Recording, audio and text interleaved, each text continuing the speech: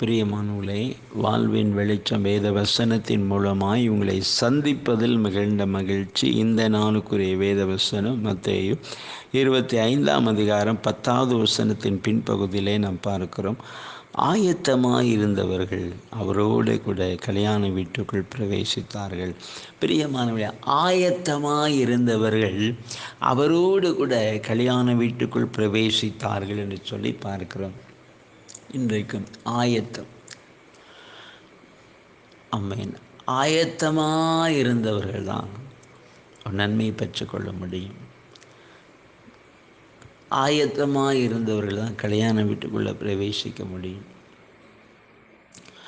ஆயத்தமாயிருக்கிறவங்க தான் பிரியமானவர்களே தேவனுடைய வாக்குத்தத்தங்களை சுதந்திரிக்க முடியும். அசதியாக இருந்தோம் அப்படின்னா, நிர்விசாரமாக இருந்தோம் அப்படின்னா நிச்சயமாக நம்ம சுதந்திரிக்க முடியாது, அதை இழந்து போவோம். அதனால் இந்த நாளில் கர்த்தர் ஒரு ஆலோசனையாக உங்களுக்கு கொடுக்கிறார். ஆயத்தம். ஆண்டவர் உங்களுக்கு ஒரு வாக்குத்தத்தம் கொடுத்திருக்கிறார். அதை நீங்கள் சுதந்திரிப்பதற்கு ஒரு காலத்தையும் வைத்திருப்பார். சிலர் அதை குறித்த ஒரு விழிப்பு இல்லாமல் அப்படியே அசதியாகவே இருப்பாங்க. காலமும் கடந்து போகும், அது நிறைவேறாது, அது சுதந்திரிக்க முடியாது. அப்போ கர்த்தர் சொன்ன அந்த வார்த்தை நம்ம நிறைவேறக்கூடிய ஒரு காலம் வரும். ஆனால் அந்த காலம் வருவதற்கு நம்ம ஒரு மிகுந்த ஒரு எதிர்பார்ப்போடு அதை சுதந்திரிப்பதற்கான ஒரு ஆயத்தத்தோடு நம் காத்திருப்போம்னு சொன்னால் நிச்சயமாக அந்த குறித்த காலத்தில் சுதந்திரிக்க முடியும் என்று கர்த்தர் சொல்லுகிறார்.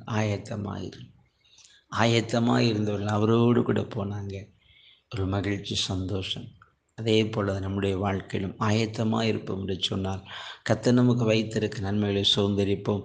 ஒரு மெய்யான சந்தோஷம், சமாதான மகிழ்ச்சி உண்டாகும். நாம் ஜெபிப்போம். நன்றி தகப்பனே, இன்றைக்கு வார்த்தை கேட்கிற ஒவ்வொரு பிள்ளைகளுக்காக ஜெபிக்கிற இயேசப்பா. ஆயத்தமாக இருந்தவர்கள் அவரோடு கூட கல்யாண வீட்டுக்குள் பிரவேசித்தார்கள் ஐயா.